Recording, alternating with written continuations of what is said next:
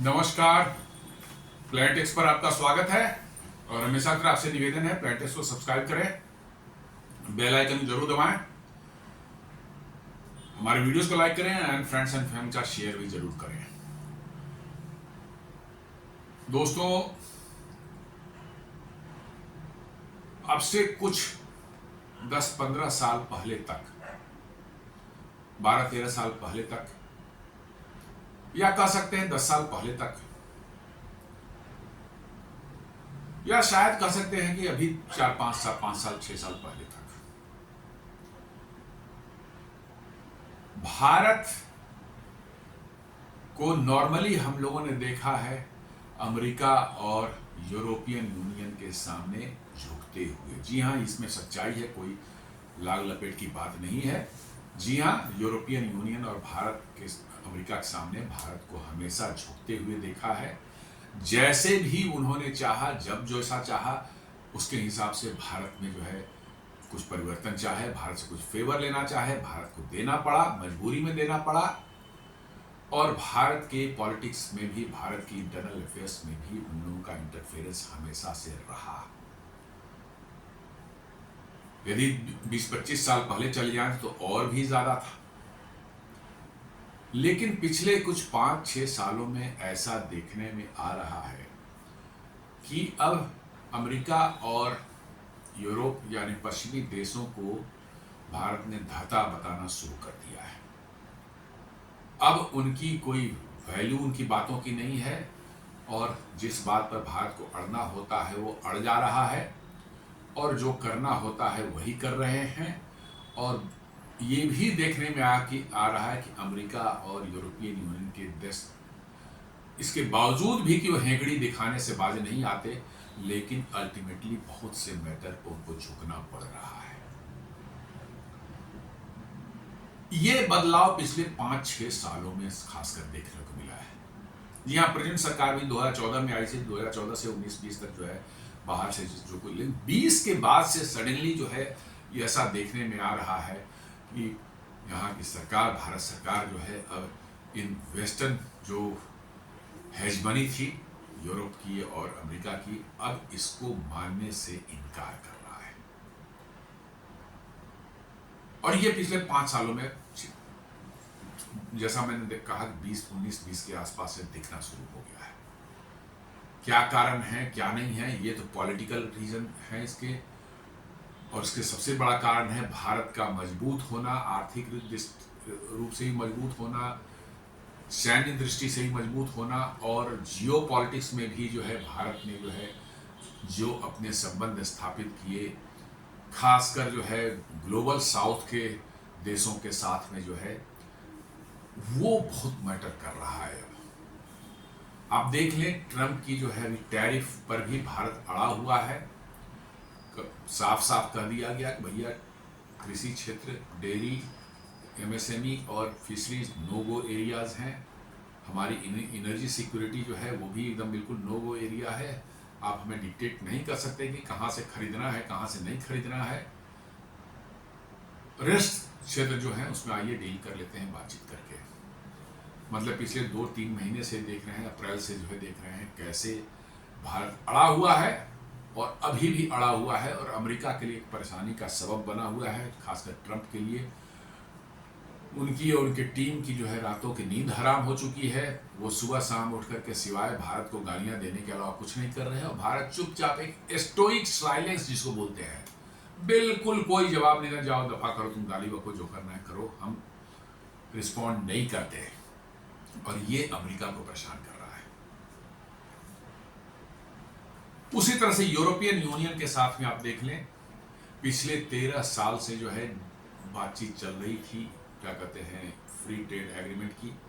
Europe को उसकी ज्यादा जरूरत है भारत से। ठीक है, अभी डोनाल्ड ट्रंप ने टैरिफ लगाया तो भारत को भी थोड़ी जरूरत पड़ गई है जरूर, लेकिन पिछले 13 साल से भारत के पीछे वो घूम रहे थे और अपनी बातों पर, अपनी शर्तों पर वो मनवाना चाह रहे थे। फ्री ट्रेड एग्रीमेंट जिसमें कि आप कृषि क्षेत्र खोल दीजिए, डेयरी खोल दीजिए। आप डेयरी खोल देंगे, यूरोपियन यूनियन से जो है सारा का सारा स्विट्जरलैंड का जो है डेयरी प्रोडक्ट जो आपके यहाँ मार्केट को कैप्चर कर लेगा, आपका पूरा का पूरा डेयरी सेक्टर जो है बैठ जाएगा। जी हाँ, स्विट्जरलैंड का डेयरी सेक्टर जो बहुत विशाल है। आप स्विट्जरलैंड में घूम करके देखें, मैंने 2 साल पहले वहां विजिट करके देखा था, आप जिधर भी देखें उधर गाय ही सिर्फ नजर आती है। भारत में क्या गाय नजर आएंगे जो कि आपको स्विट्जरलैंड में नजर आते हैं? बड़े बड़े घास के मैदान मीलों मील तक फैले हुए, और उसमें हजारों, जहां जा रहे हैं आप हजारों हजार गाय जो है उसमें घास चल रही है, और बहुत बड़ा उनका डेयरी सेक्टर है, बहुत ही एडवांस्ड डेयरी सेक्टर है। आपने डेयरी सेक्टर यदि खोल दिया तो यूरोपियन यूनियन का जो है, स्विट्जरलैंड खासकर जो है आपके जो है डेयरी सेक्टर की वाट लगा के रख देगा।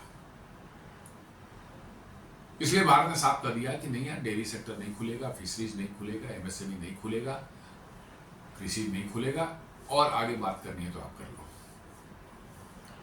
उसी में एक मैटर फंसा हुआ है फ्री ट्रेड एग्रीमेंट के लिए में जो है, वो है बासमती राइस का जो है जीआई टैगिंग। जी हाँ, जीआई टैगिंग होता है ज्योग्राफिकल इंडिकेशन।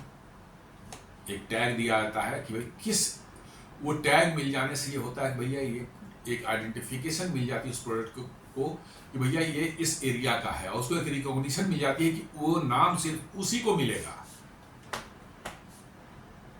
वो नाम जो है सिर्फ उसी को मिलेगा, दूसरे को नहीं मिल सकता।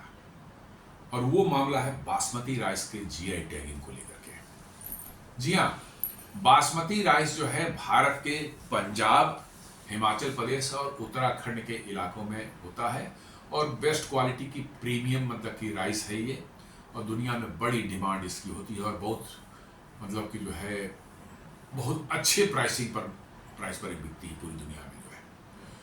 और 2018 से ही भारत ने जो है यूरोपियन यूनियन को एक एप्लीकेशन दे रखा था कि भाई ये बासमती राइस जो है हमारे भारत का है, इसकी जीआई टैगिंग आप दें, ये हमारा पंजाब, हिमाचल और उत्तराखंड के इलाके में होता है। ये जीआई टैगिंग में इंडिकेट करना पड़ता है कि कहां ये बनता है, ये कहां पैदा होता है।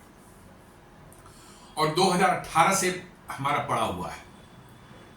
2020 में उन्होंने एक्नॉलेज किया कि हाँ भारत ने अप्लाई किया, 2 साल बाद उन्होंने एक्नॉलेज किया कि हाँ भारत ने अप्लाई किया है। और पीछे पीछे सडनली 2024 मतलब कि फरवरी में जो है या जनवरी में जो है, ये पाकिस्तान पहुंच गया कि नहीं साहब बासमती हमारे यहाँ भी होती है, हमारा भी पंजाब इलाका है, कौन कौन से इलाके अपने बता दिया उन्होंने, और उन्होंने अप्लाई कर दिया, और 2 महीने में उसको एक्नॉलेजमेंट भी दे दिया कि हाँ इन्होंने अप्लाई किया है। अब यूरोपियन यूनियन चाहता है कि भारत ने एक शर्त रखी है कि एफटीए होगा तो उसमें जीआई टैगिंग बासमती का भारत को मिलेगा। आप देंगे तो हम करेंगे एफटीए, नहीं तो नहीं करेंगे। यूरोपियन यूनियन दाएं बाएं कर रहा है कि पाकिस्तान प्रेम तो सबका ऐसा झलकता है, इन लोगों को ऐसे टपकता है, रस टपकता है पाकिस्तान के नाम से, इनको जो है पता नहीं क्या देता है क्या लेता है, दुनिया जाने। पाकिस्तान जैसे एक निहायत ही आतंकवादी परस्त देश के लिए जो है इन लोगों को इतनी सिंपैथी क्यों इनके अंदर उठती है, इनके दिल में इतनी हूक क्यों उठती है, ये समझ से परे है। आप देख लें, यूरोप को ले लीजिए, अमेरिका को ले लीजिए, ऑस्ट्रेलिया को ले लीजिए, जितने भी ये एंग्लो सेक्शन वाले हैं, इनको पाकिस्तान से जैसे जिहादी देश के लिए कहाँ से ये सिंपैथी उमड़ती है समझ में नहीं आती है। वो करेंगे नहीं पाकिस्तान इसको छोड़ दीजिए, पाकिस्तान में और नहीं तो हम दोनों को दे देंगे, बात कर नहीं, सिर्फ भारत का है, ये भारत के संस्कृति से जुड़ा हुआ है, ये भारत की जो है अस्मिता से जुड़ा हुआ है, भारत की सॉवरेनिटी से जुड़ा हुआ है। आप इसको यदि नहीं देंगे, भारत को नहीं देंगे, तो हम ये एफटीए नहीं करेंगे। तो वही बिजनेस लाइन जो है, एक न्यूज है, India unlikely to agree delinking GI for basmati rice from FTA with EU. जी हाँ, भारत मानने को तैयार नहीं है, और ये शायद यदि वो नहीं देंगे तो ये एफटीए भी नहीं होगा। यही एक नए भारत की पहचान है कि ऐसा नहीं है कि अमेरिका और यूरोप खड़े हो गए तो आप उनके साथ लंबलेट हो गए और जो कहा सो बातें मान ली। ऐसा अब नहीं रह गया है। अब भारत जो है पूरी तरह से बदल चुका है, और जो सही काउज है, सही जो बात है, उस पर अडिग रह रहा है। और इसी का कष्ट इन एंग्लो सेक्शन वेस्टर्न जो है लोग हैं, इनको इसी बात का कष्ट है कि भाई ऐसा क्या हो गया पिछले 5 साल 10 सालों में ये भारत बदल गया और आंखें दिखा रहा है। जवाब दे रहा है हमें। पहले तो भैया आंखें नीचे करके हमारी बात सुन लेता था, हमारी बात मान लेता था, अब ये सडनली इसको क्या हो, वो तो हैबिचुएटेड है पिछले लंबे समय से जो है ये सब करने के लिए। भारत को कॉलोनाइज कर रखा था उन्होंने 250 साल तक, आदत तो वही बनी हुई है। आजादी के बाद भी ऑलमोस्ट कॉलोनाइज ही कर रखा था उन्होंने। जी हाँ, आप उनकी हर बात मान रहे हैं, सारी बातें मान रहे हैं, गलत सही सब कुछ मान रहे थे, ये वही चीज है। ये अप्रत्यक्ष रूप से कॉलोनाइज कर रखा था उन्होंने। पिछले 10-12 सालों में उनको भद्रता बताने का काम शुरू हो गया है और अब उनको यही लग रहा है कि भाई आखिर ऐसा क्या हो गया कि भारत अब बात ही नहीं मान रहा है, आंख दिखा रहा है। ये उनके गले नहीं उतर रहा है और इसलिए भारत और इसका जो है, भारत ने साफ कर concerns over recognising Pakistan application for GI tag likely to complicate talks. कर दिया कि भाई पाकिस्तान का भी एप्लीकेशन आपने ये किया, रिकॉग्नाइज किया, तो पाकिस्तान में भी किया, ने भी अप्लाई किया है और पाकिस्तान को देंगे तो हम एफटीए आपसे नहीं कर पाएंगे। और यूरोपियन यूनियन को अभी भारत से एफटीए करना बहुत जरूरी है, नहीं तो उनकी सर्वाइवल जो है वो मुश्किल में पड़ेगी। जी हाँ, अमेरिका ने ऐसे ही टैरिफ लगा रखा है और 50 तरह के उनके झमेले खड़े कर रखे हैं। और यूरोपियन यूनियन की इकोनॉमी सभी बड़े देश आप उठा लें, यूके उठा लीजिए, आप फ्रांस उठा लीजिए, जर्मनी उठा लीजिए, सब के सब जो है अभी पस्त है। उनकी इकोनॉमी जो है बिल्कुल गर्त में चली गई है और जिहादियों ने उन देशों पर कब्जा कर रखा है करके, और उनको समझ में नहीं आ रहा कि अब हम करें क्या। इसलिए वो चाह रहे हैं कि भारत साथ एफटीए करें ताकि व्यापार उनका बढ़े और कुछ कमाई हो, ताकि वो सर्वाइव कर पाएं। और इसके लिए वो हर तरह से जो है अपना हथकंडा खेलने की कोशिश कर रहे हैं, लेकिन भारत जवाब दे रहा है। भारत ने कहा कि भाई यूके के साथ हमारा जैसा डील हुआ वैसा कर लीजिए, नहीं तो एक 4 देशों का है, स्विट्जरलैंड है, नॉर्वे है, आइसलैंड है, लिechtenstein है, ये 4 देशों के साथ एक एफटीए हुआ है। यूरोपियन फ्री ट्रेड एसोसिएशन बोलते हैं उसको, ऑल्दो यूरोप में है बट उन्होंने एक अलग ट्रेड ग्रुप बना रखा है, उसके साथ हुई है। भारत करेगा वैसा आप कर ले, करना चाहे वैसा कर ले। ये EFTA European free trade association 4 देशों वाले, उन्होंने तो गजब ही का किया है। उन्होंने अगले 10 साल में जो है भारत में जो है $100 बिलियन का, $100 बिलियन का जो है इन्वेस्टमेंट का प्रपोजल रखा है। जी हाँ, 15 साल में $100 बिलियन का भारत में इन्वेस्ट करेंगे वो, क्योंकि उनको बिजनेस दिख रहा है भारत में। उनकी कंपनियां, आखिर मैं बार बार क्यों बोलता हूं कि देश के इन सभी देशों की बड़ी बड़ी कंपनियों को मजबूरी में भारत ही आना पड़ेगा, क्योंकि उनके यहाँ प्रोडक्शन अब अनसस्टेनेबल रह गया है because of the high wages, high salaries की वजह से उनको आना पड़ेगा यहाँ पर। तो यूरोपियन यूनियन क्या कह रहा है, भैया यूकेस की ये मॉडल आपके पास में है, आपके ईएफटीए के साथ हमने किया है, उसके साथ आप वैसा ही कर ले। नहीं, इनका फिर वहीं तिगड़म करने वाला इनका जो है जाता ही नहीं है, उंगली कहीं ना कहीं कुछ करेंगे। अब जीआई टैग को छोड़ दीजिए, इसको नहीं कर, भारत ने कहा नहीं, ये नहीं हो सकता। India will likely not accept any proposal from the European Union to decouple the issue of protected geographical indication GI tag for basmati rice from the purview of Indo EU free trade agreement. भारत ने कह दिया है कि भाई ये आपका free trade agreement साथ जुड़ा हुआ है और इस फ्री ट्रेड एग्रीमेंट में ही आपको बासमती को जीआई टैगिंग देनी पड़ेगी भारत को, नहीं तो ये नहीं हो सकता, हम इसको ड्रॉप नहीं कर सकते। यूरोपियन बार बार कह रहे हैं छोड़ दीजिए, छोटा मैटर है, ड्रॉप कर दीजिए इसको, नहीं तो पाकिस्तान साथ ज्वाइंट करके दे देते हैं आपको। भारत ने कहा नहीं, हमारा है, हमने पहले अप्लाई किया था, हमें मिलना चाहिए, और ये हमारे संस्कृति से जुड़ी हुई चीज़ है, हमारे हेरिटेज से जुड़ा हुआ चीज़ है, हम इसको ऐसे नहीं छोड़ सकते, ये हमारे लिए एक अस्मिता का सवाल है, इसलिए आपको देना होगा, और नहीं देना तो एफटीए आपका नहीं हो सकता। The EU has kept pending India's application for basmati GI tag. जी हाँ, 2018 में किया था, आज तक उन्होंने डिसाइड नहीं किया है, लेके बैठे हुए हैं चुपचाप से जो है, which accords exclusive marketing rights since जुलाई 2018। जी हाँ, यदि मिल जाएगा तो बासमती के नाम से जो है यूरोप में जो है राइस की ट्रेडिंग जो है भारत एक्सक्लूसिव बेसिस पर कर सकता है। दुनिया के और कोई देश ये बासमती नाम जो है नहीं ले सकता, अपने किसी भी प्रोडक्ट में बासमती चावल पर जो है बासमती कह के नहीं बेच सकता हो। ये ट्रेडमार्क टाइप का एक हो जाता है, भैया हमारा ट्रेडमार्क है, वो आप दूसरा नहीं इस्तेमाल कर सकता। तो इसीलिए के लिए भारत जो कोशिश कर रहा है और साफ साफ कह दिया है कि भैया ये नहीं चलेगा, हमारा पेंडिंग रखे हुए हैं, तो आपका FTA पेंडिंग रहेगा, आप इसको डिसाइड करो, FTA में इंक्लूड करो, तभी हम इसको करेंगे। However, it was officially notified only in 2020। जी हाँ, 2018 में अप्लाई किया, लेकिन नोटिफाई किया था 2020 में कि हाँ इंडिया ने इसको किया, 2 साल लगाया। On the other hand, Pakistan sought GI tag in January 2024। पिछले साल जनवरी में उन्होंने एप्लीकेशन दी कि हमारा भी हमारे यहाँ बात, और उसको जो है यूरोपियन यूनियन ने अप्रैल में 2024 में नोटिफाई भी कर दिया। इतनी जल्दीबाजी क्या थी उनके केस में भाई? दरअसल ये यूरोपियन वाले ही पाकिस्तान वाले तो मूर्ख है, उनको कहाँ पता कि GI टैग क्या होता है, इसके क्या फायदे होते हैं, उनको कहाँ है, वो तो जिहादी है, उनको तो कोई आता जाता नहीं है, तो इसलिए जो है उनको तो कोई पता। यूरोपियन वाले थोड़े स्मार्ट बनते हैं, उन्होंने कहा कि भैया तू कहाँ पीछे, तू भी तो चावल बेचता है यूरोप में, बासमती के नाम से तू बेच। तो बोला कि हम तो बेच रहे हैं। बोला कि ये GI टैग मांग रहा है भारत वाला, यदि उसको मिल गया तो नहीं बेच पाएगा। तब उनको लगी कि अच्छा, बोला कि अप्लाई कर, तू भी अप्लाई कर। अप्लाई करवा करके जो है उसको नोटिफाई कर दिया है। भारत ने कहा नहीं, ये नहीं चलेगा, ये बिल्कुल नहीं चलेगा। अब यूरोपियन यूनियन के गले की फांस बनी हुई है, ये यदि नहीं उनका फ्री ट्रेड एग्रीमेंट हुआ तो फिर बड़ी मुश्किल में पड़ेंगे। थोड़ी मुश्किल भारत को भी होगी, देयर इज नो डाउट, क्योंकि FTA मिलने से जो है आपके लिए मार्केट खुलता है, आपका भी जो एक्सपोर्ट्स बढ़ेगा, लेकिन उसके लिए कोई कंप्रोमाइज करने की या कोई सेक्रीफाइस करने की जरूरत नहीं है। तो वही करेंगे। भारत ने 2018 में किया, तो 2 साल बाद उन्होंने नोटिफाई किया, और पाकिस्तान ने जनवरी 2024 में किया, और अप्रैल में कर दिया, 3 महीने बाद उन्होंने कर दिया नोटिफाई। ये साफ बताता है कि ये उन्होंने कह करके अप्लाई करवाया होगा, और अप्लाई करवा के नोटिफाई किया है उसको, कि ताकि भारत को किसी भी तरह का एडवांटेज किसी भी क्षेत्र में न मिलने पाए।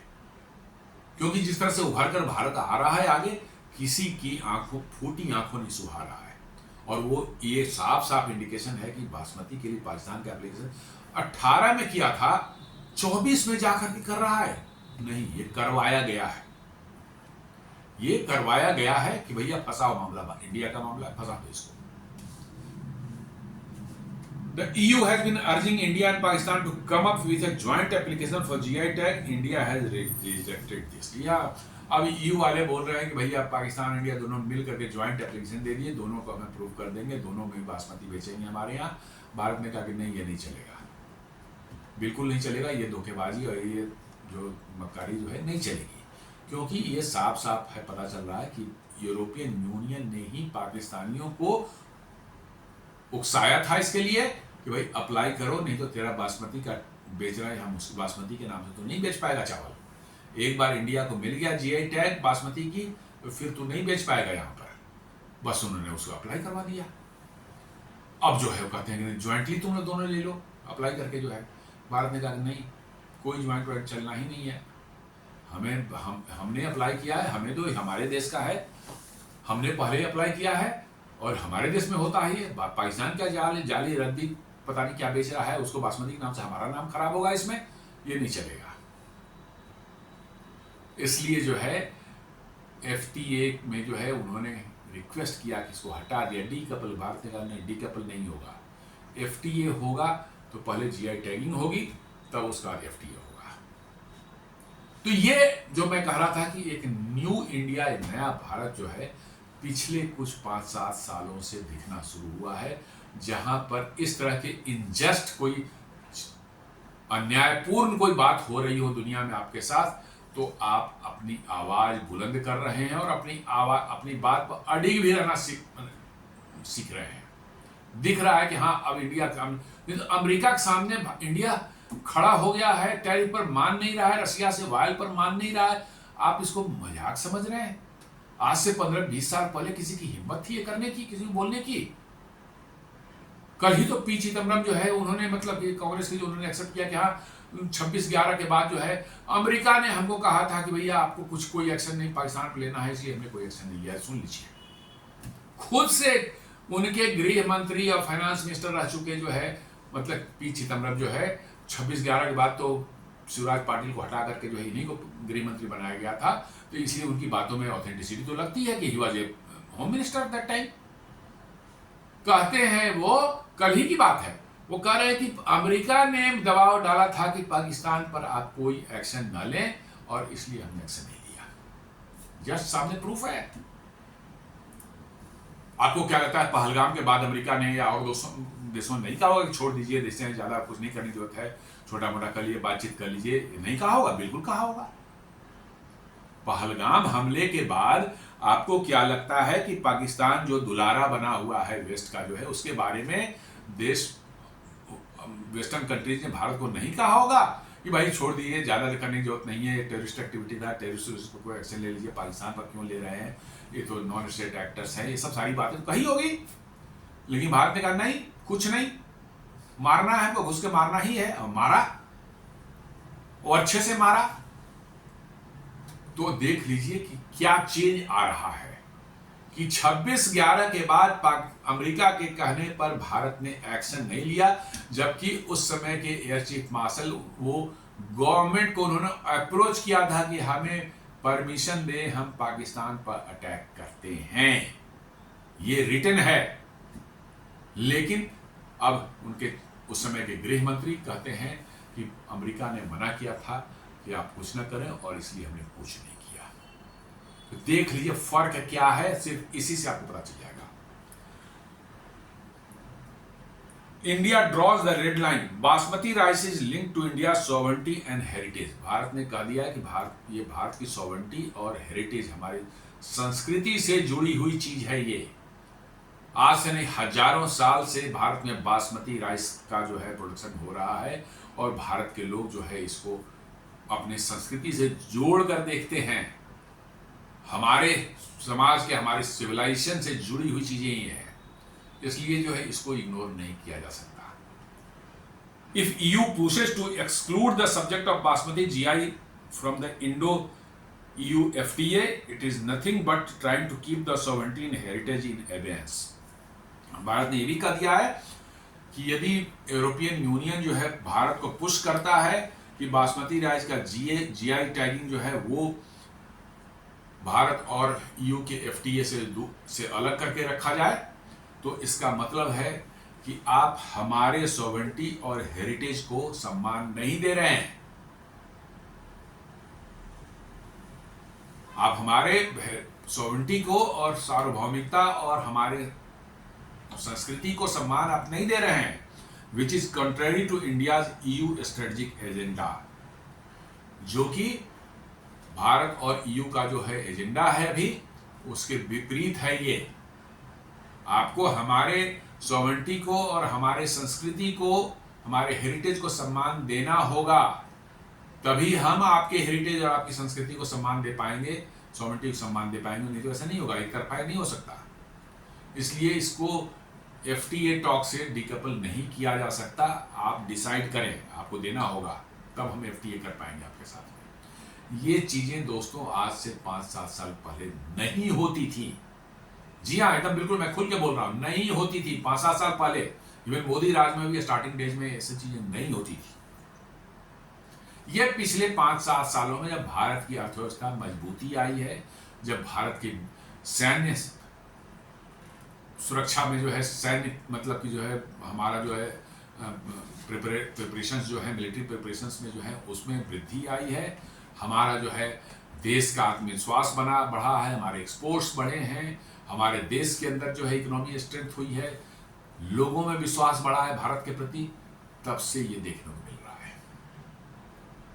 नहीं तो मैं तो एग्जांपल दे दिया कि 2008 में क्या, 26/11 में क्या हुआ, मैंने बता दिया कि कैसे खुद कर रहे हैं, कोई दूसरा नहीं कर रहा है। कांग्रेस पार्टी के ही बड़े और पुराने वो बड़े नेता जो उस समय गृह मंत्री थे, आप ये भी नहीं कह सकते कि भैया ये इधर उधर की बातें हो सकती, कहीं सुनी बातें हैं, नहीं, वो गृह मंत्री थे और उन्होंने कहा, तो उसको कैसे नकार सकते हैं आप? तो यही फर्क है आज के भारत और पहले पुराने भारत में जो है, 10 साल पहले का जो भारत है, ये यही डिफरेंस है, और इसी को समझने की जरूरत है।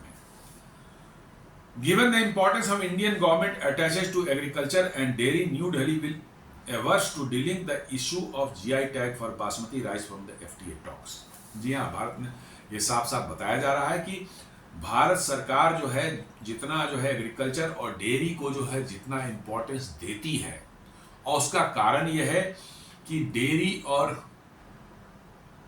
एग्रीकल्चर ये भारत के सबसे बड़े वैसे सेक्टर हैं जो लोगों को एम्प्लॉयमेंट देते हैं। जी हाँ, 3-4 सेक्टर भारत के हैं जहां सबसे ज्यादा लोग काम करते हैं। वो है आपका एग्रीकल्चर, डेयरी, एमएसएमई और फिशरीज। ये 4 सेक्टर जो हैं आपके सबसे बड़े एम्प्लॉयर हैं। एम्प्लॉय के बड़ी बड़ी फैक्ट्रियां जो लगी हुई हैं उसमें तो बहुत कम लोग होते हैं। जी हाँ, जो बड़ी बड़ी फैक्ट्रियां आप देखते हैं उसमें क्या है, 2-4 हजार, 2000, 1500, 1500 लग, क्योंकि उनमें ऑटोमेशन इतना ज्यादा है कि उतने लोग नहीं खप पाते, उसमें उतनी नौकरियां नहीं मिलती। लेकिन डेयरी को आप देख लेंगे, आप एग्रीकल्चर को देख लें, आप एमएसएमई में देख लें, आप फिशरीज में देख लें, इतने लोग एम्प्लॉयड हैं, चाहे उनकी रोजगार जुड़ी हुई, उनका जीवन यापन चल रहा है कि आपको वो भारत के अर्थव्यवस्था के रीढ़ हैं ये चारों सेक्टर जो है। और इसलिए भारत सरकार ने सीधे रेड लाइन ड्रॉ कर रखा, अमेरिका के सामने भी है, यूरोप के सामने भी, कि हम इसमें नहीं कोई कंप्रोमाइज कर सकते हैं। और इसीलिए कहा जा रहा है कि एग्रीकल्चर और डेयरी को जितना भारत इंपॉर्टेंस दे रहा है, न्यू दिल्ली ने भारत ने साफ मना कर दिया है कि डीलिंक हम जीआई टैग फॉर बासमती को एफटीए जो फ्री ट्रेड एग्रीमेंट है उससे नहीं कर सकते और नहीं करेंगे, क्योंकि इससे हमारा एग्रीकल्चर प्रभावित होगा। हमारे किसान जो बासमती उगाते हैं और एक्सपोर्ट करते हैं उनकी इनकम प्रभावित होगी, उनका एक्सपोर्ट जो है वो प्रभावित होगा। तो इनकी इनकम प्रभावित होगी, मतलब उनके जीवन यापन शैली पर जो है असर पड़ेगा, उनके जीवन स्तर पर असर पड़ेगा। इसलिए साफ साफ कह दिया गया है कि ना, इससे जो है हम टच से मस नहीं होंगे, आप हमें जीआई टैग दें, फिर एफटीए पर बात करें। और बासमती साइज का मार्केट साइज देखें आप, यूरोपियन यूनियन में बासमती राइस का मार्केट जो है $766 मिलियन का है, बहुत बड़ा है। $766 मिलियन का बासमती राइस का मार्केट है। 24-25 में ही भारत ने जो है 237 मिलियन का बासमती राइस जो है सिर्फ ईयू को एक्सपोर्ट किया था। और ये जीआई टैग मिल जाएगी तो ये समझ लीजिए डबल हो जाएगा। अभी तो पाकिस्तान ही बेच रहा है बासमती इसके नाम पर जो है। जी हाँ, नकली चीज ये बेच रहा है बासमती नाम में, लोग अब खरीद रहे हैं, क्या करेंगे। तो कह रहा है कि $766 मिलियन का जो है यूरोपियन यूनियन बासमती का मार्केट है, और भारत उसको कह रहा है कि नहीं। और भारत ने जो है 2024 में $237 मिलियन का जो है बासमती साइज एक्सपोर्ट किया था। और भारत कह रहा है कि हमें जीआई टैग चाहिए, आपको एफटीए चाहिए तो हमें जीआई टैग देना होगा। Currently, the EU has a market share of 13%, $118 million in the Indian wine and spirit market. जी हाँ, this may be excluded. यदि भारत को जीआई टैग नहीं देगा यूरोपियन यूनियन, तो भारत के पास एक ट्रम्प कार्ड है जो कि पिंच करेगा इतना जबरदस्त ढंग से जो है यूरोपियन यूनियन को कि उनकी चीखें निकल जाएंगी। और वो है कि वाइन एंड स्पिरिट इंपोर्ट जो होता है भारत के मार्केट में, जो है वाइन और स्पिरिट जो मिलते हैं, अल्कोहल जो बिकता है, जो शराब जो बिकती है, उसमें यूरोपियन यूनियन का 13% हिस्सा है। जी हाँ, भारतीय जितनी शराब बिकती है उसमें यूरोपियन यूनियन का जो है 13% का हिस्सा है, वाइन जो अल्कोहल बिकते हैं, और वो है $118 मिलियन का जो है। भारत ने कहा है कि भैया यदि जीआई टैग आप नहीं दोगे तो आपके फ्री ट्रेड एग्रीमेंट से जो है वाइन एंड स्पिरिट को हम निकाल देंगे। लो, जैसे को तैसा। आप जीआई टैग नहीं दोगे मेरे को, मेरा बिजनेस हर्ट होगा, तो आपका भी बिजनेस हम हर्ट कर सकते हैं। हम स्पिरिट एंड वाइन को उसमें से माइनस करते हैं, फिर बात करते हैं। और स्पिरिट एंड वाइन जो है ये यूरोपियन यूनियन के लिए बहुत बड़ा एक बिजनेस है, बता रहा हूं आपको। एफटीए हो जाएगा तो ये $118 मिलियन डबल हो जाएगा तुरंत, क्योंकि घट जाएंगे, उस पर ड्यूटीज घट जाएंगे। और यूरोपियन के वाइन्स और जो स्कॉच या शराब वगैरह जो होती है वहां जो बनती है, उनका नाम तो है ही, उनके शौकीन लोग, पसंदीदा लोग तो भारत में है ही, उनके शौकीन लोग जो सस्ते होंगे तो और ज्यादा कंजम्पशन बढ़ेगा। तो भारत ने कह दिया है कि भाई हमको मुझे बासमती नहीं दोगे आप, तो फिर आप भी स्पिरिट और अल्कोहल और वाइन जो है उससे भूल जाओ, छोड़ दो, उसको छोड़ के हम बात करते हैं। तो मामला यहां फंसा हुआ है।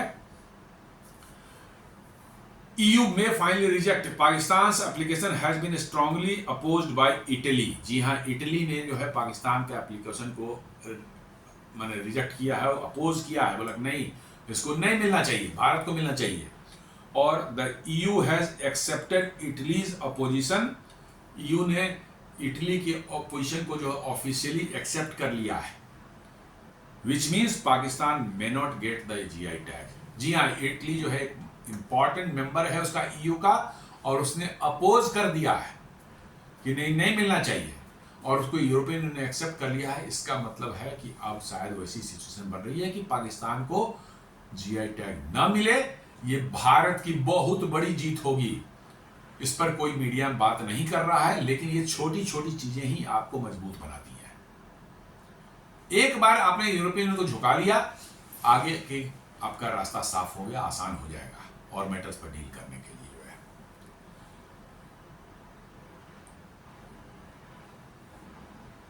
एक और मैटर है कि India will retaliate if EU imposes carbon tax. जी हाँ, ये हमारे जो पीयूष गोयल जी जो है उन्होंने कहा है, India is prepare to impose retaliatory duties if the EU proceeds with the carbon tax plan. जी हाँ, यूरोपियन यूनियन कार्बन बदमाशी है, इन लोगों का मतलब जो है दादागिरी है, बदमाशी है, कार्बन टैक्स लगा देंगे।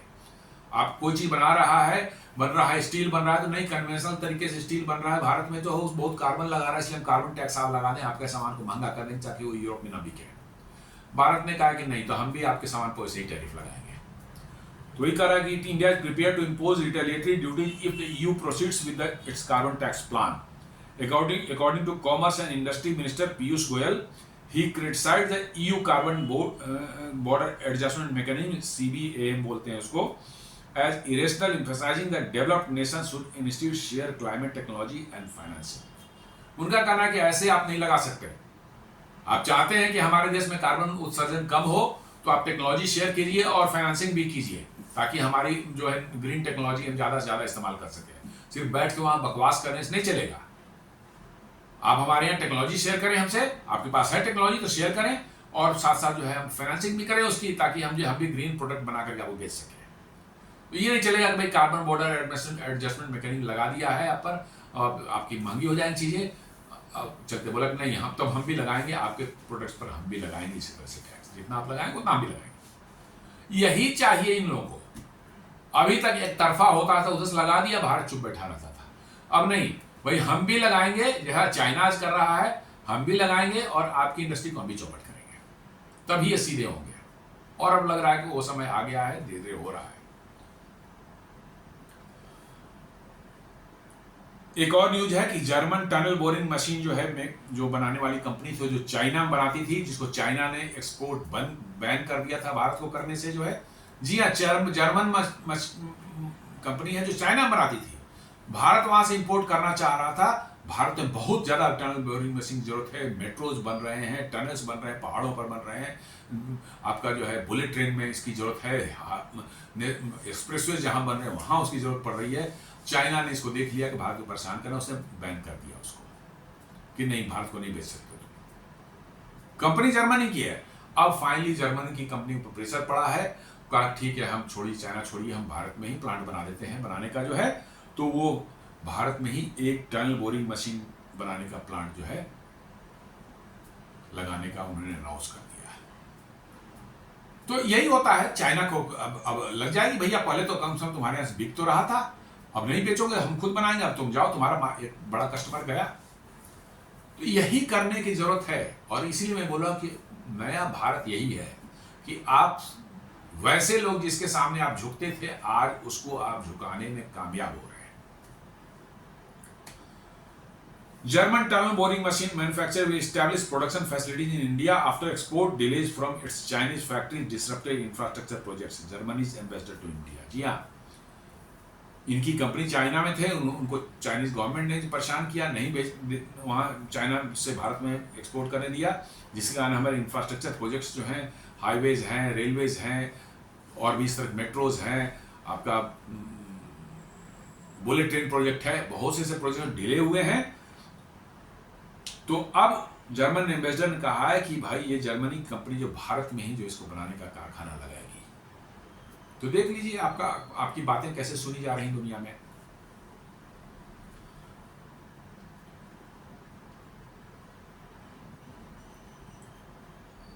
कुछ दिन पहले जो है पिछले साल अक्टूबर में पीयूष गोयल ने जो इसी मैटर पर टनल बोरिंग मशीन पर ही उन्होंने कहा था we should stop buying German equipment now, Piyush Goyal chat with German minister goes viral. जी हाँ, उन्होंने धमकी दी थी कि भैया अब नहीं हमको सप्लाई करोगे तो अब हम German equipment tunnel boring machine क्या अदर मशीन भी खरीदना बंद कर देंगे, नहीं लेंगे। तब जाकर के वो तैयार हुए हैं कि आपके यहाँ ही बनाएंगे। ये सब जो है मक्कार है, बता रहे हैं इनका काम ही है भारत जैसे देशों को जिन पर उन्होंने कॉलोनाइज करके 250 साल तक राज किया, उनको परेशान करो, उनकी तरक्की को रोको, उनके विकास को रोको, उनको उनकी आर्थिक जो प्रगति हो रही है उनको रोको। हर तरह से कोई ना कोई हथकंडा उनको करना ही करना है। तो सीधा जवाब दे दिया भैया आप खरीदेंगे नहीं, आपसे कुछ भी नहीं खरीदेंगे, आप टीवीएम तो छोड़ दीजिए, आपको कुछ भी नहीं खरीदेंगे आपके यहाँ से। तब जाकर के जो है उसके इन्वेस्टर ने अभी अनाउंस किया जस्ट 2-4 दिन पहले कि नहीं हम कंपनी जो है भारत में ही प्लांट लगाएगी।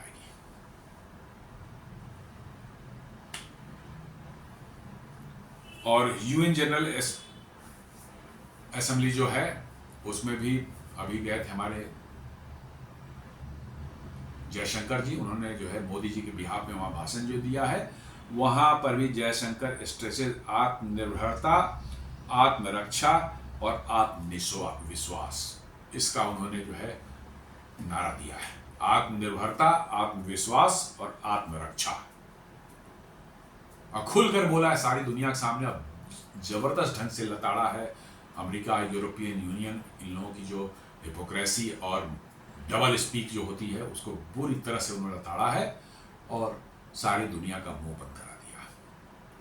तो दोस्तों ये था आज का हमारा विश्लेषण, कैसे भारत की जो है जो पोजीशन है दुनिया में कैसे मजबूत हो रही है, भारत की ताकत कैसे बढ़ रही है, नए भारत की कैसे ताकत बढ़ेगी। यूरोपियन यूनियन और अमेरिका जैसे देशों के सामने भी तनकर खड़ा है और यूरोपियन यूनियन को तो शायद उसको अभी झुकना पड़ेगा FTA करने के लिए। तो ये है नए भारत की ताकत। उम्मीद करता हूँ वीडियो पसंद आया होगा।